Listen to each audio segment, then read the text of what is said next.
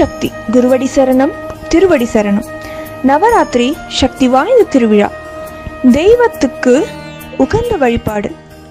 நவராத்திரி 9 நாட்களும் தினமும் வீட்டில் பஞ்சசாணத்தில் மஞ்சள் குங்குமம் இட்டு அதன் மேல் நவதானியத்தை பரப்பி அதன் மேல் அருகம்புல், வேப்பிலை, துளசி இலைகளை வைத்து தினமும் புதியதாக அகல் விளக்கு ஏற்றி வழிபாடு செய்ய வேண்டும்.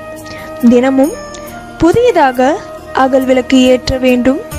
ஒவ்வொரு நாளும் ஒவ்வொரு விதமான திரியையும் எண்ணெயையும் பயன்படுத்த வேண்டும்.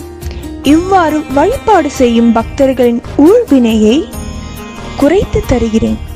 அன்னை ஆதி பராசக்தியின் இன்றைய அருள்வாக்கு. ஓம் சக்தி.